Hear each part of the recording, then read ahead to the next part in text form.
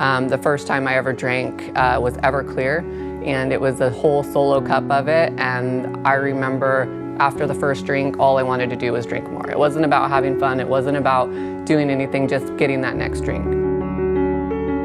I got a job as a bartender, so then it was, we'd get off work and still drink, and so my life was just staying up till 6, 7 a.m., waking up at 2 p.m., destroyed every single relationship that I had made, and I woke up alone and just hating myself. I still didn't think I had an alcohol problem. I thought, I have this anxiety problem and the alcohol is just what I have to fix it.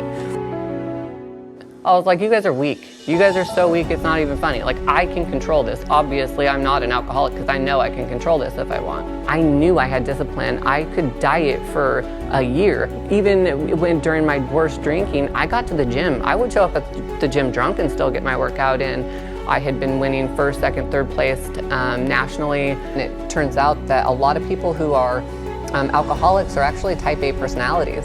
And because they can't control something, they end up drinking, but then the obsession becomes to control the drinking, right? Like, it's the one thing that you can't control, and you decide, like, no, I'm gonna do it, I'm gonna make this.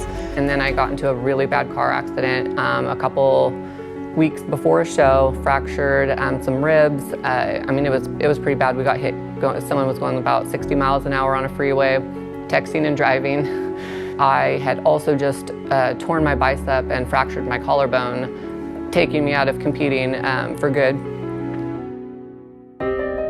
But I ended up meeting another person who took me to my first AA meeting. For the first time, I heard this woman tell her story, and the way she talked about alcohol, she talked about it like you fantasize about it. You're in an airport or you're in the airplane and they're bringing you that drink. And when she talked about the vision or the thought or the feeling of drinking, I was like, that's exactly how I feel. It wasn't a choice I was making. I wasn't choosing to drink every single time that I did. There were times where I was bawling, and it was like somebody else was in my body and somebody else was making me take that drink. Not only did I know I was an alcoholic, but I was an actual alcoholic. I was hiding bottles everywhere. I was drinking in the morning. I was planning everything around drinking. It's probably the worst thing about being an alcoholic.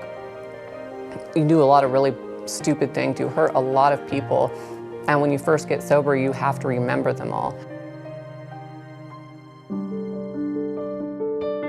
I was really able to identify that being alone was a problem for me my whole life for my drinking, and that community and being able to talk to other people who have gone through it was important, and the discipline of fitness, right? So when I came across this organization, I was like, what? That is all three, and I had already identified those three things. I didn't really put them together. Then being able to be invited as the board of director, and it was so big for me. It was so crazy at that point to look back on my life and say, wow, I never in a million years would have even thought how quickly my life changed once I actually got sober, and how much easier everything was. Because I've been in that moment and I got lucky and had support and friends and people, I want to be in that moment too. I had a client from Gold's Gym. We got really close. She recently had a daughter come home from college and have some addiction issues. She was like, I want to talk to you about my daughter. I'm moving in October and I don't think she's coming with me, and I'm really nervous about her being here and she's not able to find people to talk to.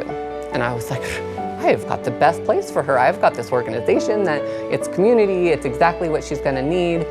I said there's bicycle groups now that are meeting, there's people who are just going on hikes, there are people that are still summiting mountains, so she can find whatever avenue it is.